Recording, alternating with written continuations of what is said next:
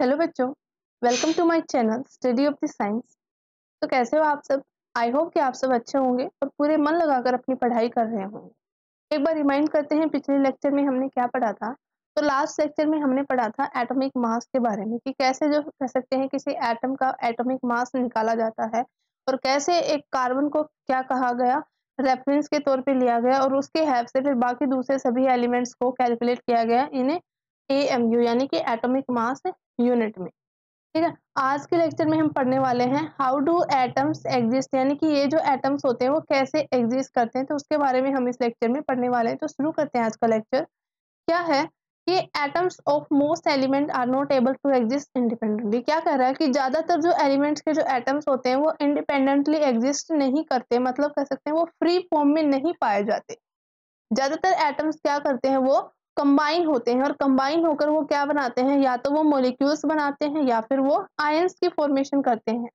और जब यही मॉलिक्यूल्स और आयंस क्या करते हैं, लार्ज नंबर में एक दूसरे के साथ एग्रीगेट हो जाते हैं, इकट्ठे हो जाते हैं, तो ये किसकी फॉर्मेशन करते हैं, ये मैटर की फॉर्मेशन करते हैं, जिसको हम क्या कर सकते हैं, देख सकते हैं, फील कर सकते हैं और टच कर सकते हैं। क्योंकि एटम को तो ना हम देख सकते हैं, ना ही फील कर सकते हैं, ना ही टच कर सकते हैं, लेकिन मैटर को कर सकते हैं। क्योंकि मैटर क्या होती है, एक लार्ज फॉर्म ऑफ होती है, लार्ज फॉर्म होती है जिसमें क्या होते हैं, बहुत सारी मात्रा में जो कह सकते हैं अमाउंट में क्या होते हैं, मॉलिक्यूल्स या फिर आयंस क्या होते हैं, कंबाइन होते हैं, एग्रीगेट होते हैं। ठीक है, तो यानी कि हमारे एटम्स दो ही फॉर्म में एग्जिस्ट करते हैं, या तो वो कंबाइंड फॉर्म में एग्जिस्ट करते हैं या फिर वो फ्री फॉर्म में एग्जिस्ट करते हैं। लेकिन ज्यादातर एटम्स कैसे एग्जिस्ट करते हैं भाई, वो कंबाइंड फॉर्म में एग्जिस्ट करते हैं। अब पढ़ने वाले हम आगे व्हाट इज ए मॉलिक्यूल, यानी कि एक मॉलिक्यूल क्या होता है, तो उसके बारे में हम यहाँ पर अब पढ़ेंगे। अब देखो मॉलिक्यूल क्या होता है, जब कहेंगे कि जब एक या एक से ज्यादा एटम, जब दो या दो से ज्यादा एटम्स क्या करते हैं, केमिकली बॉन्डेड होते हैं एक दूसरे के साथ। ठीक है, और जब वो केमिकली बॉन्डेड होते हैं तो वो क्या होते हैं, एक दूसरे के साथ टाइटली हेल्ड होते हैं by the force of attraction, यानी कि अट्रैक्टिव फोर्सेस से वो क्या होते हैं, एक दूसरे से पूरी तरह से ऐसे जुड़े हुए होते हैं, सटे हुए होते हैं। ठीक है, यानी कि मॉलिक्यूल्स क्या हो जाएगा, a molecule can be defined as the smallest particle of an element or a compound that is capable of an independent existence and shows all the properties of that substance। यानी कि उस substance की सारी properties को क्या करें, देखो समझते हैं क्या कह रहा है ये, कि एक मॉलिक्यूल जो होता है उसमें क्या होते हैं, दो या दो से ज्यादा कंपाउंड क्या करते हैं, एक दूसरे के साथ कंबाइन होते हैं by the strong attractive forces, जिसे हम क्या कहते हैं, उनका केमिकल बॉन्ड कहते हैं।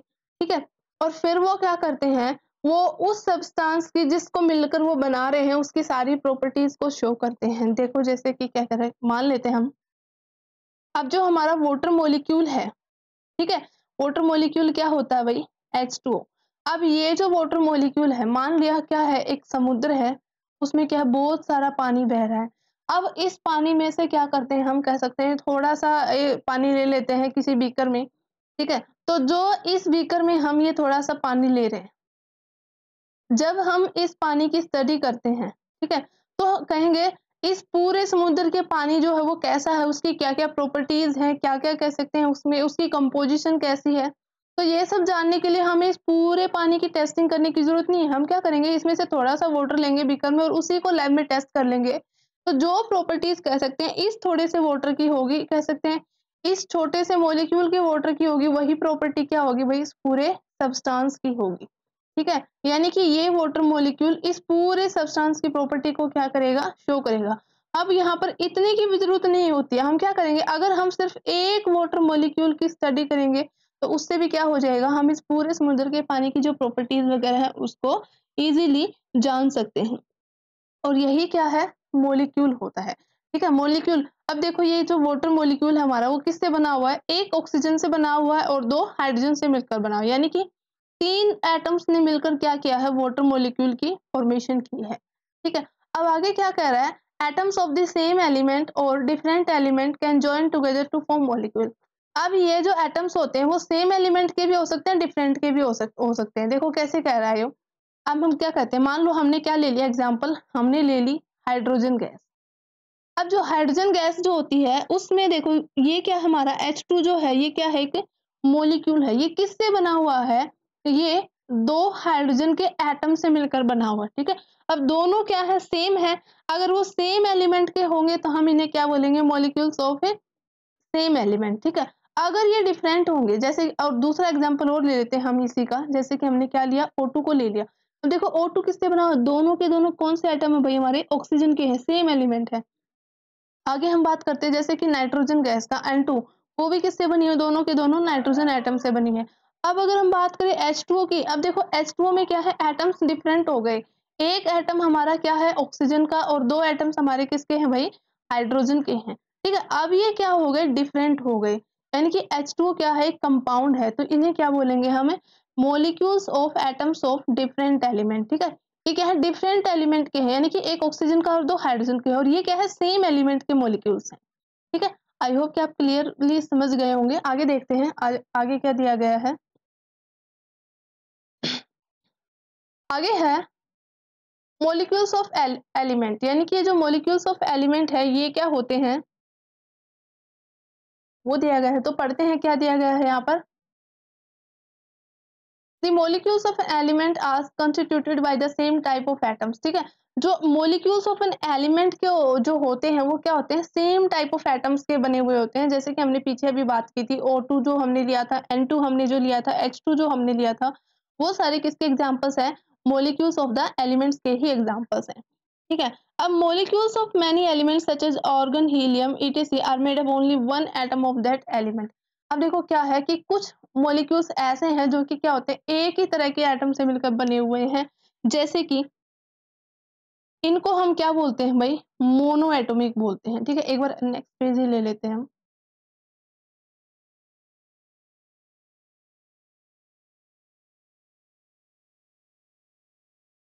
जैसे कि देखो, अब ये मॉलिक्यूल्स ऑफ एलिमेंट है वो कई तरह के होते हैं। अगर हम बात करते हैं मोनो एटॉमिक की, अगर हम बात करें मोनो एटॉमिक मॉलिक्यूल्स की, तो वो क्या होते हैं, तो ये जो यहाँ पे वर्ड मैंने लिखा है मोनो, मोनो का मतलब क्या होता है भाई, वन।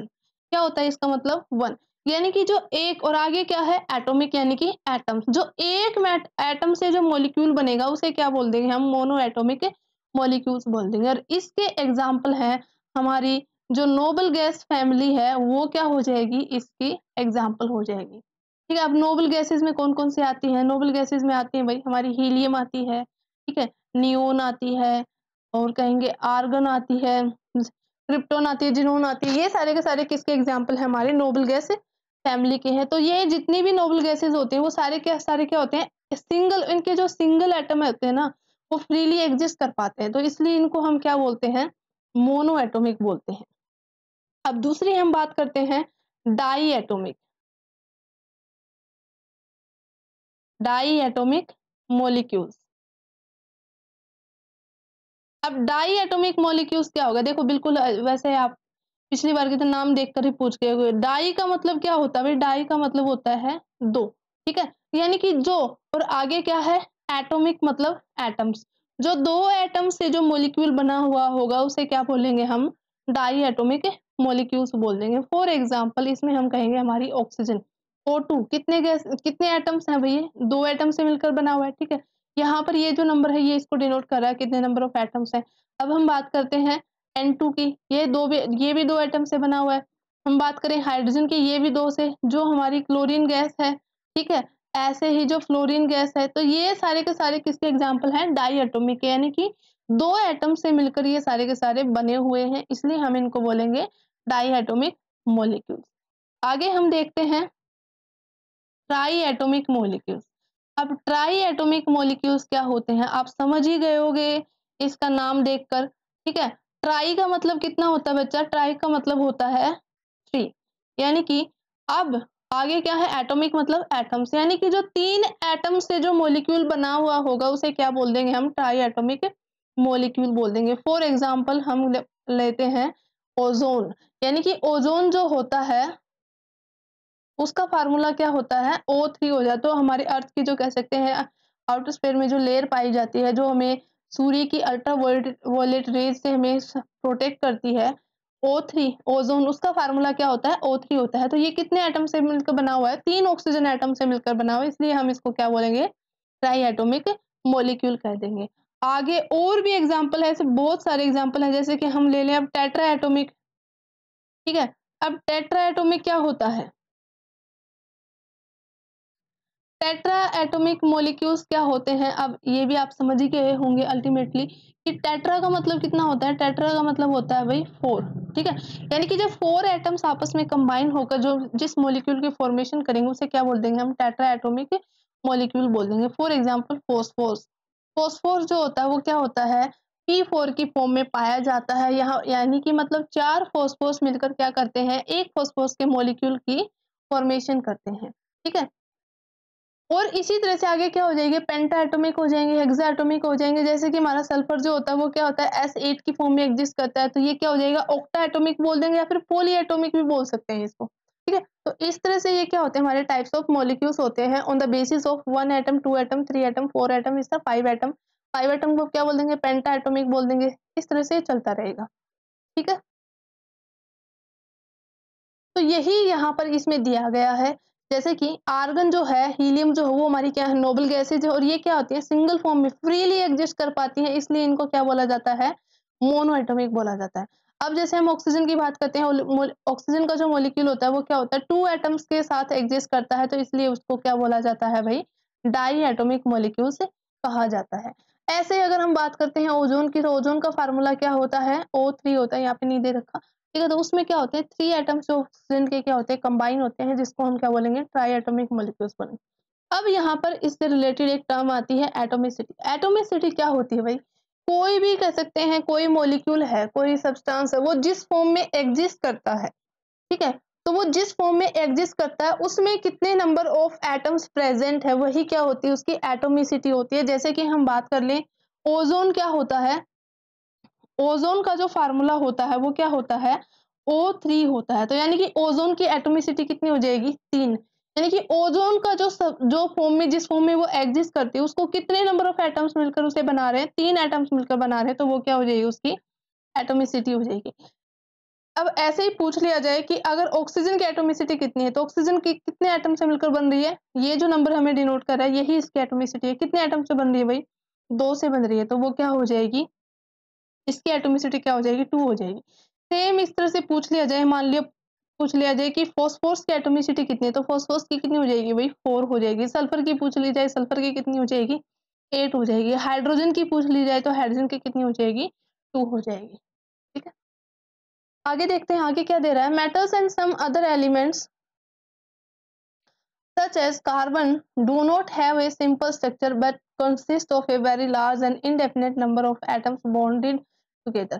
अब ये कह रहा है कि मेटल्स के जो दूसरे बाकी जो एलिमेंट्स हैं वो भी क्या होते हैं, जैसे कि कार्बन की अगर हम बात करें तो कार्बन का क्या होता है, एक सिंपल स्ट्रक्चर, उसके पास कोई सिंपल स्ट्रक्चर नहीं होता। वो क्या होता है, हम फोर्थ जो अगले जो है नेक्स्ट क्लास में आप पढ़ोगे, 10th क्लास में कार्बन के बारे में एक पूरा चैप्टर दिया गया है। कार्बन क्या होता है, उसके पास बहुत ज्यादा कैपेसिटी है लार्ज नंबर ऑफ बॉन्ड बनाने की। ठीक है, इसीलिए उसके जो स्ट्रक्चर्स होते हैं वो सिंपल नहीं होते हैं, और क्या होते हैं, इनडेफिनिट, यानी कि वो अपने साथ पता नहीं कितने नंबर को एग्जिस्ट कर सकता है, एटम्स के साथ वो कंबाइन हो सकता है। सभी की कंबाइनिंग कैपेसिटी क्या होती है, डिफरेंट डिफरेंट होती है। जैसे कि अब कह सकते हैं कोई सिर्फ एक ही बॉन्ड बना सकता है, कोई 2 ही बना सकता है। अब ऐसे कार्बन क्या करता है, कैटेनेशन प्रॉपर्टी को शो करता है, जो कि अगली क्लास में आएगा, 10th क्लास में। तो वो क्या करता है, वो बहुत सारे दूसरे एटम्स के साथ लार्ज नंबर ऑफ बॉन्ड बना सकता है, इसीलिए उनके स्ट्रक्चर्स क्या होते हैं, सिंपल नहीं होते हैं। आगे क्या दिया गया है, अब जैसे कि यहाँ पर एटोमिसिटी जो हम पहले ही पढ़ चुके हैं वही बात हो रही है यहाँ पर। आर्गन की और हीलियम क्या है, नोबल गैसेज है, सिंगल फॉर्म में एग्जिस्ट करती हैं, तो ये क्या हो जाएंगे, mono atomic. Oxygen, hydrogen, nitrogen, तीनों के तीनों, क्लोरीन क्या होते हैं, ये सारे क्या हो जाएंगे हमारे डाई एटॉमिक।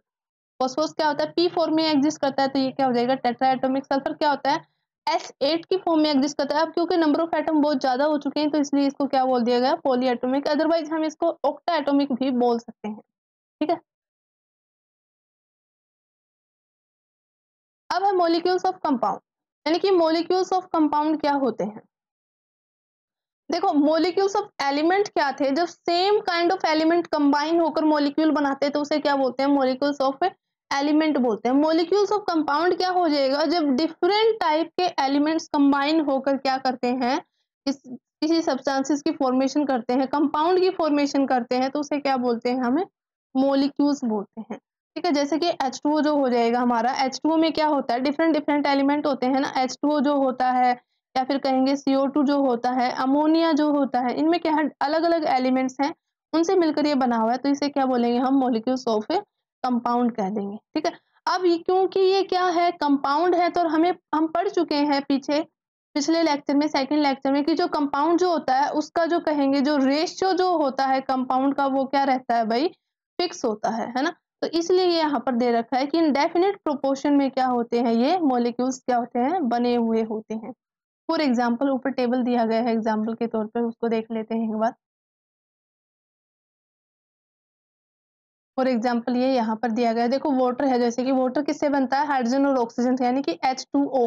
तो बहुत बार आ चुका है, पिछले लेक्चर में हमने इस पे बेस्ड न्यूमेरिकल भी किए हैं, इसी लेक्चर में भी किए हैं, कि जो H2O जो होता है वो क्या होता है, 2 हाइड्रोजन और 1 ऑक्सीजन से मिलकर बना होता है, और इनका रेशियो बाय मास हम ऑलरेडी निकाल चुके हैं, देखो पहले ही निकाल चुके हैं हम, यानी कि H2O जो होता है, हाइड्रोजन का मास कितना होता है, 2 होता है, वही ऑक्सीजन का कितना होता है, 16 होता है। तो जब हम इनको कैंसिल करेंगे तो ये क्या आ जाएगा, 1:8 आ जाएगा। ठीक है, अब आगे वाला क्या है हमारा, अमोनिया। अमोनिया का फार्मूला क्या होता है, अमोनिया होता है NH3। अब यहाँ पर नाइट्रोजन का मास कितना होता है भाई, 14 होता है। 3 हाइड्रोजन का मास कितना हो जाएगा, 3 हो जाएगा, तो ये हो जाएगा 14:3। कार्बन डाइऑक्साइड, यानी कि किसकी बात कर रहे हैं हम, CO2 की बात कर रहे हैं। CO2 कार्बन का मास कितना होता है, 12 होता है। एक ऑक्सीजन का मास कितना होता है, 16, तो 2 का कितना हो जाएगा, 32। इसको हम 4 से कैंसिल कर देंगे, ये कितने पे जाएगा, 3:8, यानी कि 3:8 क्या हो जाएगा, इसका रेशियो हो जाएगा। यानी कि जो मॉलिक्यूल्स ऑफ कंपाउंड होते हैं वो क्या होते हैं, कंपाउंड्स के मॉलिक्यूल होते हैं, इसलिए उनका जो रेशियो होता है बाई मास वो क्या रहने वाला है, सेम रहता है। ठीक है, आगे देख रहे हैं, आगे क्या है, ये एक तरह से क्या होगा, एम्पेरिकल फार्मूले का पैटर्न हो जाएगा। कैसे हम कह सकते हैं, किसी का एम्पेरिकल फार्मूला निकालेंगे, जैसे कि H2O की अगर हम बात करें, वाटर की बात करें, तो इसमें क्या होता है, रेशियो बाय मास क्या होता है, 1:8 होता है, ये हमने अभी भी ऊपर निकाला है।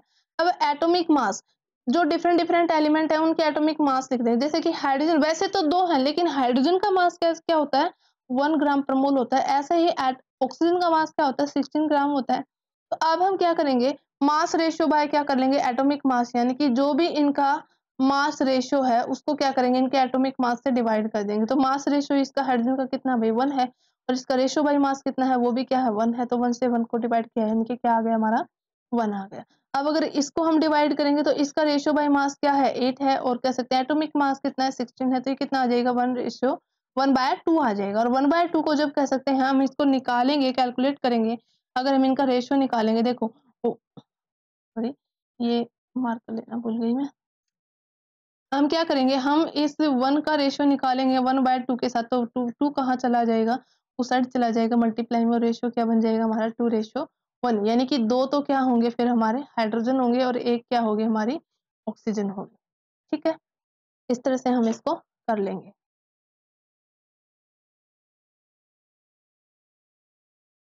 तो आई होप कि आपको समझ में आया होगा अच्छे से कि मॉलिक्यूल्स जो होते हैं, कंपाउंड्स, मॉलिक्यूल्स ऑफ एलिमेंट और मॉलिक्यूल्स ऑफ कंपाउंड क्या होते हैं। आज की क्लास में हम इतना ही करेंगे, तब तक आप कह सकते हैं खूब खुश रहिए, पढ़ते रहिए, मेहनत करते रहिए, ठीक है, और मस्त रहिए। Thank you.